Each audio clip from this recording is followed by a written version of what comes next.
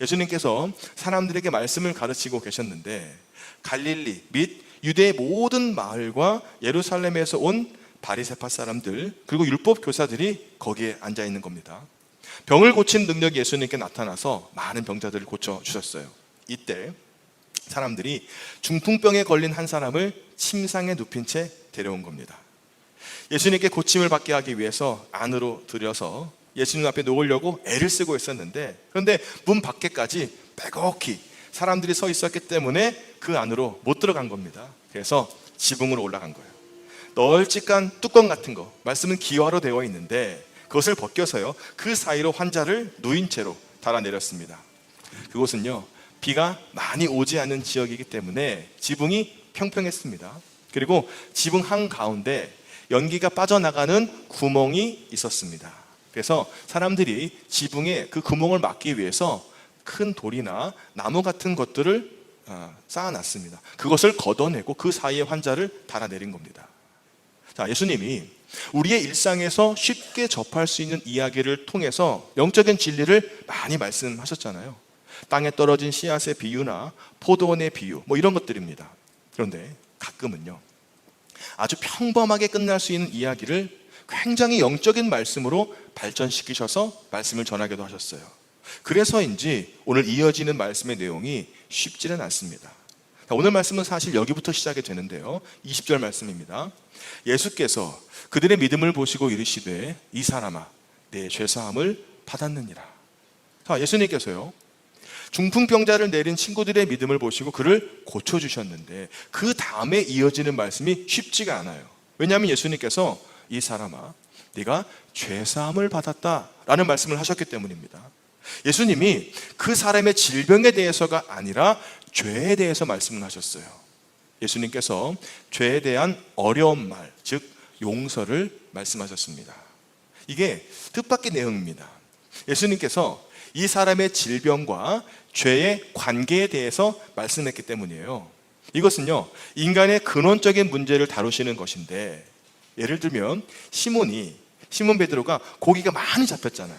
근데 이것을 보고 막 좋아하고 드라마가 끝난 것이 아니라 갑자기 예수님의 무릎 앞에 엎드리게 되고 예수님을 따른 것과 같은 비슷한 내용입니다.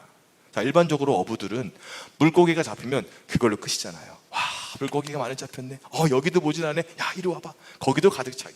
그런데 시몬이 자신의 죄인된 모습을 깨닫고 예수님 앞에 무릎을 꿇고 예수님을 따라갔습니다. 자, 마찬가지로 사람들이 예수님께 병고침을 받기 위해서 나왔는데 병고침을 받으면 그걸로 끝이 나야 되는데, 자, 예수님께서 겉으로 보이는 문제인 질병이 아니라 보이지 않는 죄의 문제에 대해서 갑자기 말씀을 하고 계시는 거예요. 그래서인지 이 말씀이 거기에 모든 사람들에게 전혀 뜻밖의 말씀을 하고 계세요. 지금 여러분의 표정처럼 뜻밖인데 이런 표정입니다. 그래서 이런 생각을 한 겁니다. 21절, 서기관과 바리새인들이 생각하여 이르되 이 신성모독하는 자가 누구냐? 오직 하나님 외에 누가 능히 죄를 사하겠느냐? 왜 이런 생각을 하는 것일까요? 죄를 사한다라고 하는 말씀이, 예수님의 이 말씀이요, 거기에서 그 일을 지켜보고 있는 사람들에게 매우 거슬리는 것이었기 때문입니다. 그래서 율법학자들과 바리새파 사람들이 예수님께서 저 하나님을 모독하는 거 아니야? 저 신성모독 아니야? 라는 생각을 했습니다. 그래서요, 이런 말을 한 겁니다. 저 사람이 누구이냐? 하나님 한 분밖에 누가 죄를 용서할 수 있는가? 라는 생각을 한 겁니다. 그들이 보기에 예수님은요, 하나님을 모독하는 말을 한 거예요. 어쩌면 예수님께서 잔잔한 호수에 돌을 던지시는 것이 아닐까 생각이 되는데요. 오늘 말씀에 앞서서 예수님이 온몸에 나병이 걸린 환자를 고쳐주셨는데요, 그리고 뭐라고 하냐면 아무에게도 이르지 마라, 그렇게 말씀하셨어요. 근데 그렇게 됩니까? 이르지 마라 하면 어떻게 해요? 더 말하고 싶잖아요. 예수님 나를 고쳐주셨습니다. 그래서요, 소문이요, 동네 방네 난 겁니다. 그래서 많은 사람들이 예수님께 찾아왔어요. 예수님이 어떻게 하셨어요? 그 사람들을 피해서 자리를 옮기셨습니다. 그런데 이번에는 예수님께서 오히려 문제를 만드시는 것처럼 보여요. 왜냐하면 유대인의 입장에서 볼 때 저 죄사함은 속죄 예물을 드려서 제사장이 하나님께 드려가지고 하나님이 용서하시는 건데, 제사장을 통해서요. 그런데 예수님이 갑자기 죄사함을 말씀하신다고? 이것은요, 모세 이후의 시간부터 지금까지 대략 1500년 동안 유대인들이요 생명처럼 지켰던 율법이었어요. 자그마치 1500년이요. 그 오랫동안의 시간 동안 율법을요 그렇게 지켰던 거예요. 제사장이 죄를 사했다는 거예요. 근데 예수님이 지금 죄사함을 선포하신다는 거, 하나님께서 하실 일을 예수님이 하시네. 그들이 보기에 완전한 신성 모독이었습니다. 그런데요, 그러면요, 예수님께서 아무것도 모르고 아무것도 몰라서 이런 말씀을 하시는 것일까요? 아닙니다. 왜냐하면 예수님이 이렇게 말씀하셨기 때문이에요. 22절입니다. 예수께서 그 생각을 아시고 대답하여 이르시되 너희 마음에 무슨 생각을 하느냐? 예수님은 이미 그들의 생각을 아셨어요. 예수님은 사람들의 마음속 깊은 곳을 아시는 분이 아니십니까? 그래서요 그들에게 이런 말씀을 하세요. 어찌하여 너희는 마음속으로 의아해하느냐? 예수님은 유대 골수 종교인 그 사람들, 율법학자인 그 사람들이요 다 지켜보고 있다는 것도 아셨어요. 그들의 속마음을 알고 계시면서도 이런 말씀을 하셨습니다. 죄사함을 받았느니라. 왜 그럴까요? 왜 예수님께서 이런 말씀을 하셨을까? 왜냐하면 그 말씀에 분명한 목적이 있었기 때문입니다. 사랑하는 여러분, 오늘 우리에게 주시는 예수님의 말씀에는요, 오늘 여러분이 듣는 예수님의 말씀에는 분명한 목적이 있으심을 믿으시길 주의 이름으로 축복합니다. 오늘 우리에게 주시는 말씀은 바로 하나님의 기뻐하시고 원하시는 뜻이 무엇인지를 우리에게 알게 하기 위해서라. 성경 말씀, 바로 나에게 향하신 하나님의 마음을 우리가 알기 위해 오늘 우리가요 예수님의 말씀, 성경 말씀을 바라보는 거예요. 나를 향해 주시는 거룩한 목적, 오늘 성경을 통해서, 그리고 나와 함께 하시는 성령님의 도우심으로요 하나님의 뜻을 알아갈 수 있기를 주의 이름으로 축복합니다. 그러면 예수님이 그 속마음을 아시면서도 어떤 말씀을 하셨을까요? 23절입니다. 네 죄사함을 받았느니라 하는 말과 일어나 걸어가라 하는 말이 어느 것이 쉽겠느냐? 이렇게 물으신 겁니다. 일어나 걸어가라 라는 쉬운 말을 두고, 이런 쉬운 말을 두고 네 죄사함을 받았느니라 라고 하는 어려운 말을 하셨습니다. 예수님께서는 일부러 쉬운 말보다 어려운 말을 하셨습니다. 어떻습니까 여러분? 여러분은 쉬운 게 좋습니까?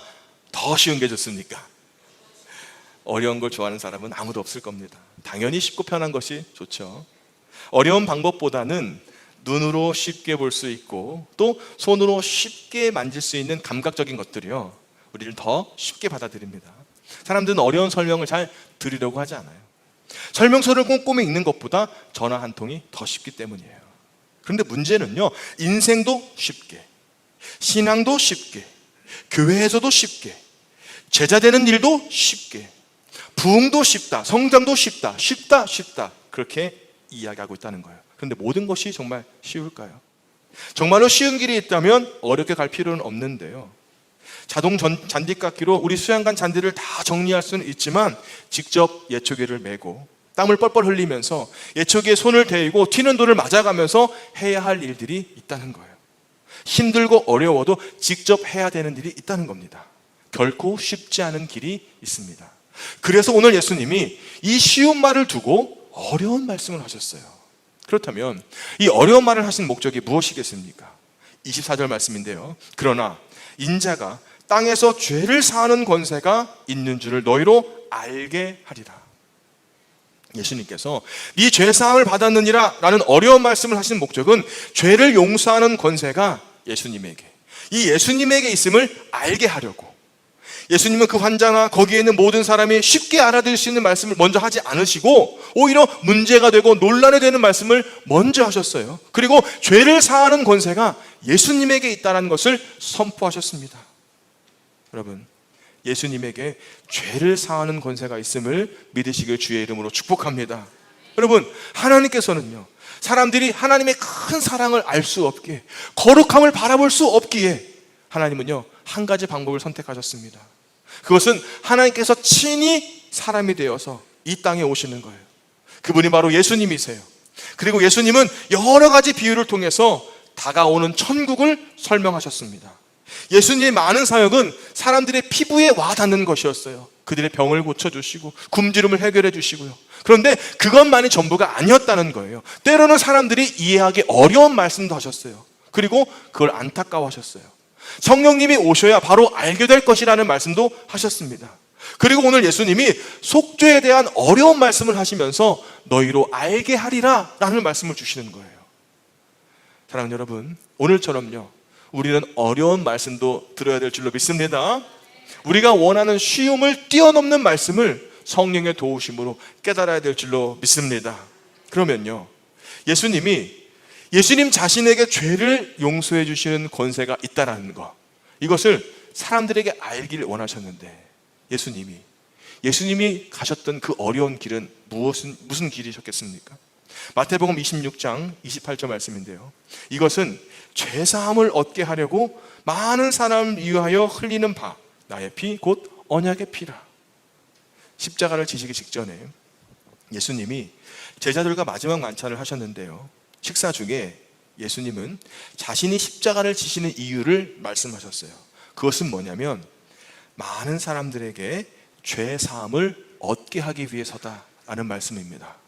죄사함, 이것입니다. 여러분, 죄를 용서해 주시기 위해서 예수님께서 친히 십자가에 달려서 피를 흘려주셨어요. 이 어려운 길, 바로 죄인을 구원하시기 위한 하나님의 방법이었습니다. 십자가를 지신 목적은요, 그 어려운 길은 오늘 우리들의 죄사함입니다. 인간의 죄를 사하시기 위해서 예수님이 지신 십자가의 그 무게요, 얼마나 되셨을까요? 그 십자가의 중량이 아니라 고통의 무게 말입니다. 마태복음 27장 46절 말씀입니다. 제9시쯤에 예수께서 크게 소리질러 이르시되 엘리 엘리 라마 사왁다니 하시니, 이는 곧 나의 하나님 어찌하여 나를 버리셨나이까 하는 뜻이라. 십자가에 달린 예수님은요, 그 고통으로 말미암아 부르짖으셨어요. 너무나 힘든 어려운 길이었기 때문입니다. 십자가의 죄사함이 결코 쉬운 길이 아니었다는 겁니다. 예수님께서 지신 십자가의 무게는 얼마나 됐을까요? 건장한 사람을 매달아 둘 만큼 충분히 무거운 것이었습니다.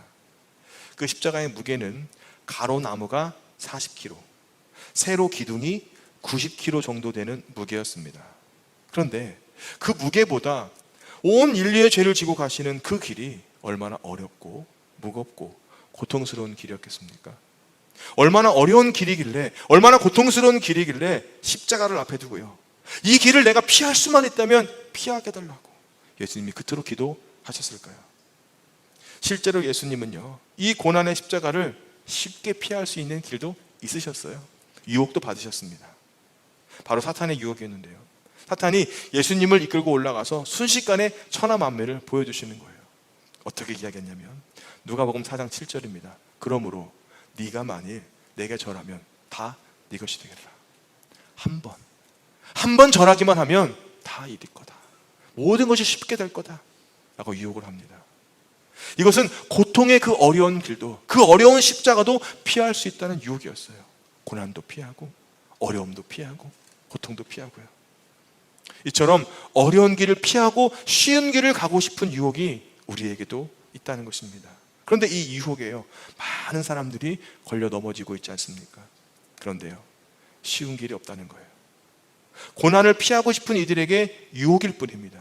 때로는요, 힘들고 어려워도 맞서야 될 때가 있습니다.